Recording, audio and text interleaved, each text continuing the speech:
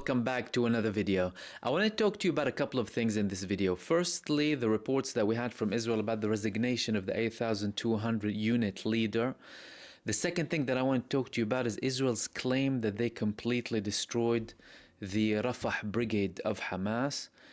And I also wanted to talk to you about the attack that we've had in Syria, supposedly against the Iranian HIZBULLAH joint unit that was developing missiles in a bunker under the ground. It was supposed to be secret, and Israel saying it was a commando unit. Reports in Israel, because Israel's not taking responsibility.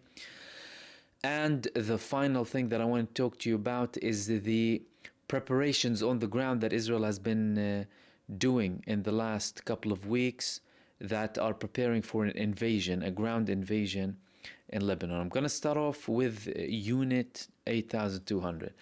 So Unit 8,200 is one of the most advanced units in Israel when it comes to intelligence and cyber, right? Hezbollah said that they targeted the unit bases when they attacked as a response for the assassination of Fuad Shukr in the first phase of the response. So they confirmed that their drones reached those areas, two main bases. Israel intercepted some of the drones and missiles.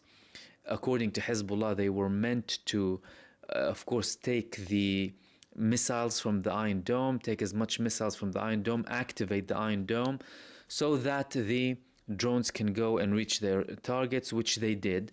But one thing Hezbollah did not confirm was if this senior figure was assassinated or not.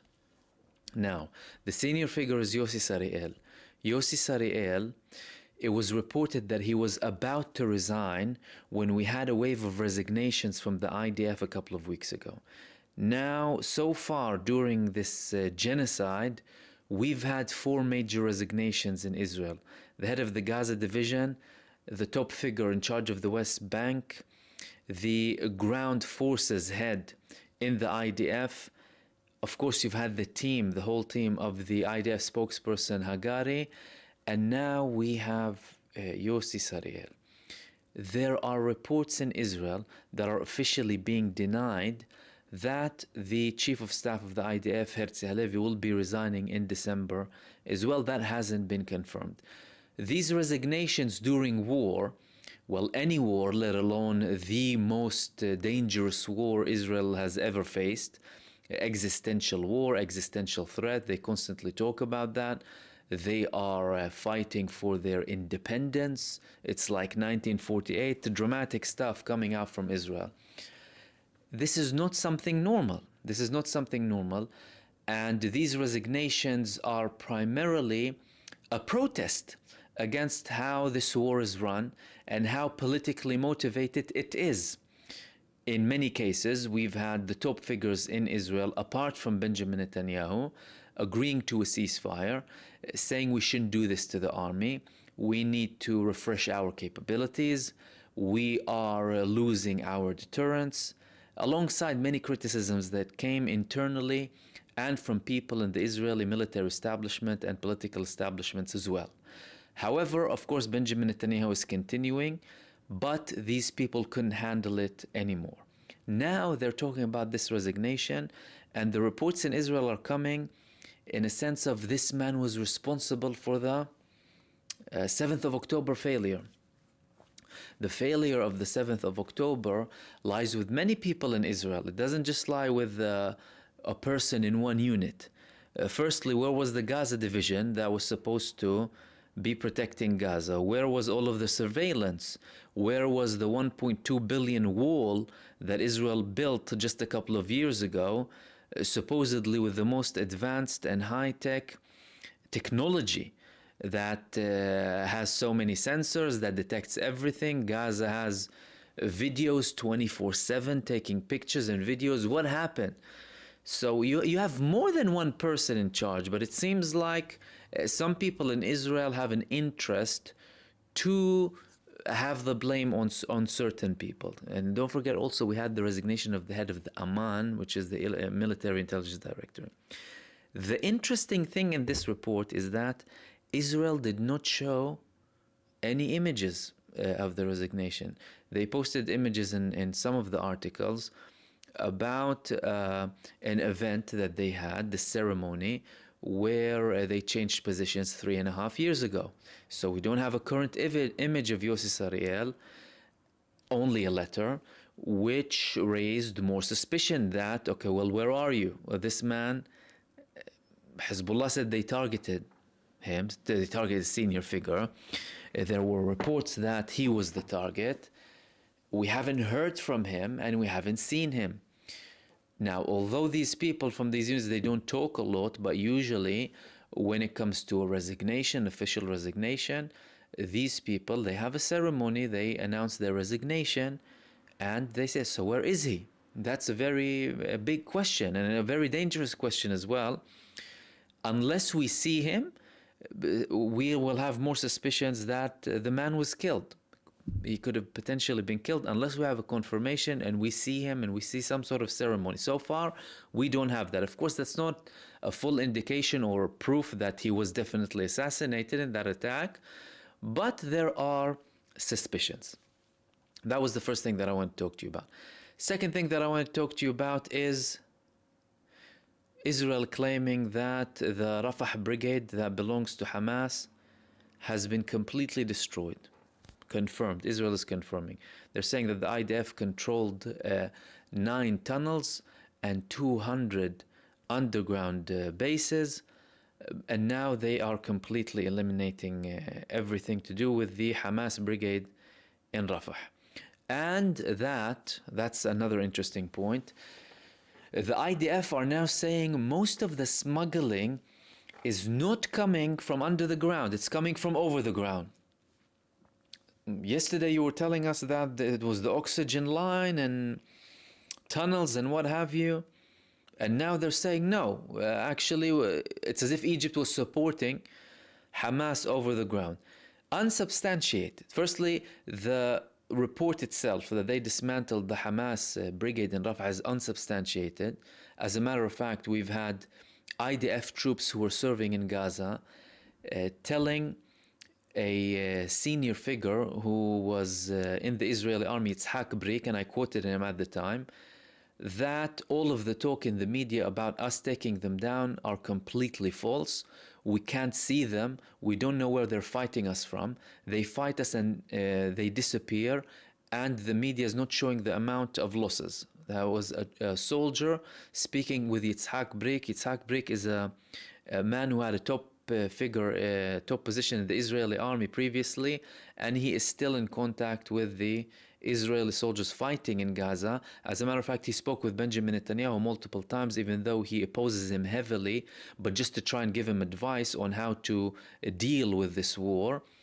But Netanyahu turned a blind eye to all of his advice, like he did with many other people as well, in the relevant fields in the army or the security establishment in Israel. So the report is really, we can't see any proof. And another thing here, which is very important, Netanyahu previously claimed that he destroyed 20 out of the 24, and at one point 18 and at one point 19, and the number reduced, by the way, after he said 20. At one point he said all of them, brigades in Gaza. But then when they invaded Rafah, and don't forget they were saying that Rafah is the last hub and we need to go to Rafah to finish this off. When they went into Rafah, they immediately went back to the central camps, and we had evidence of Israel being attacked from the central part of Gaza and the northern parts of Gaza.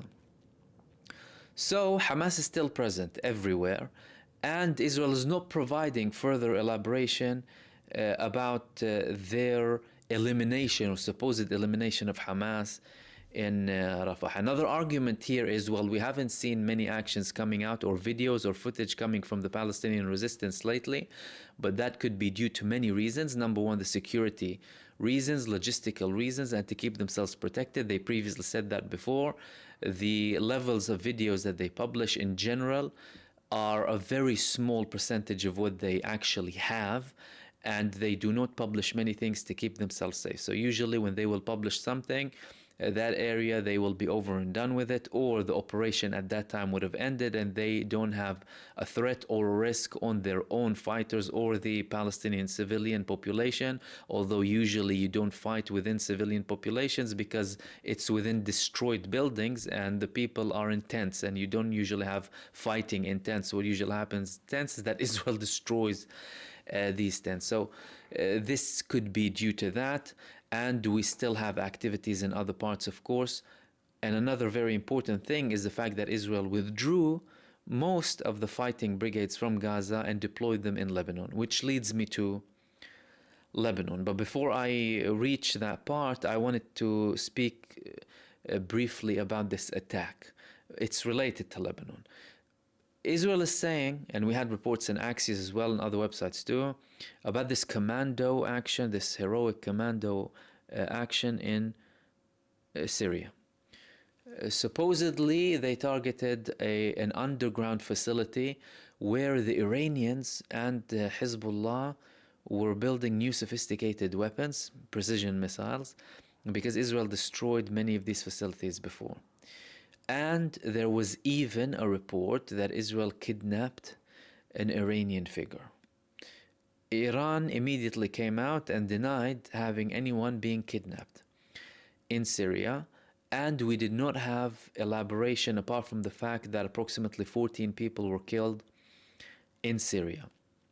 So Israel is saying that it was a commando operation, but things are still shady. We still haven't had a lot of elaboration. Well, what has been confirmed, however, is the fact that Iran did confirm that none of their troops or the IRGC forces, the Quds force in particular, were kidnapped from Syria.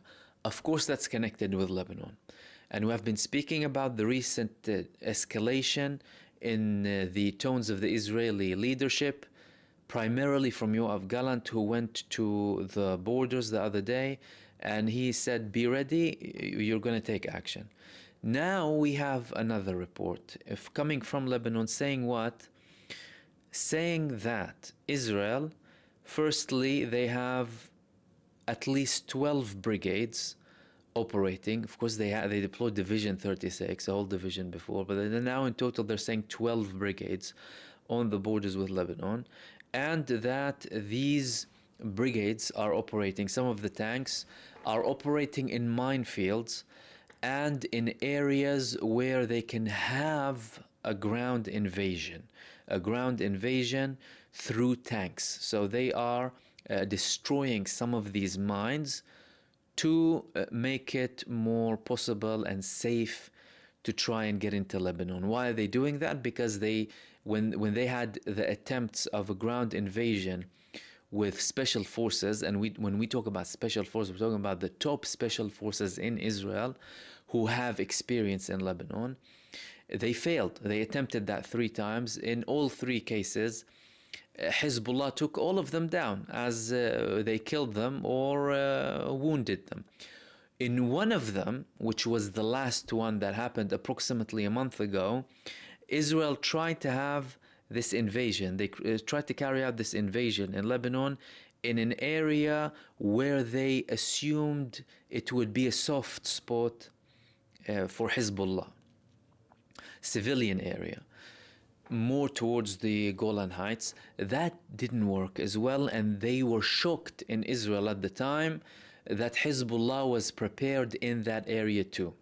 So now what these reports are saying is that Israel is preparing 12 brigades stretching from the western part of the Israeli-Lebanese borders, stretching to the Golan Heights, meaning that they are indeed preparing for a ground invasion, this time with tanks, to try and see if they can have any success.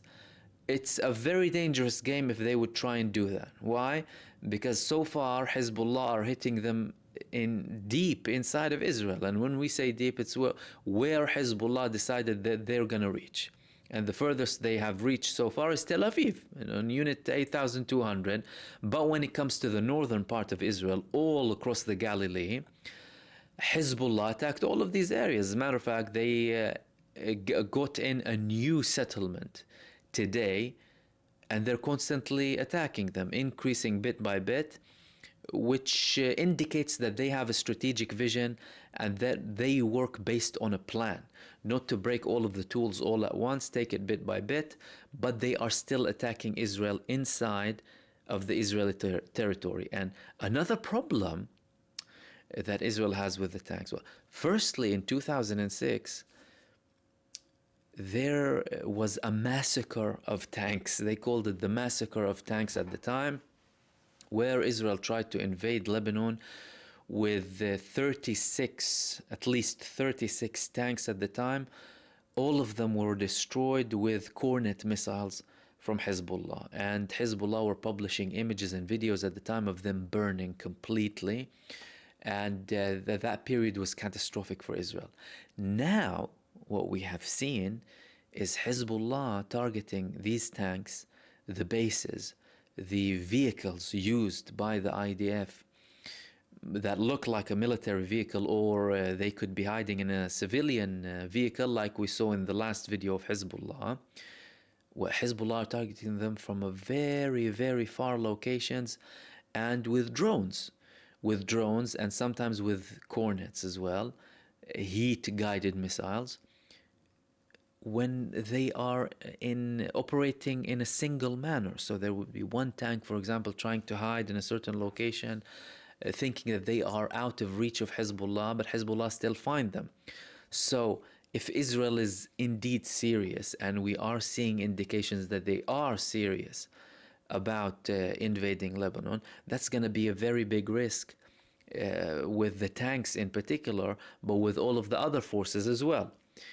The other indication is the fact that we had a confirmation coming out that most of the divisions from Gaza, most of the brigades, from Gaza are deployed in Lebanon, and the brigades that are on the borders of Lebanon also finalized their preparations and training for a ground invasion. And these were the main things that I wanted to talk to you about in this video. I hope I shed a bit of light as to what's happening, and I will hopefully see you soon in the next video. Peace.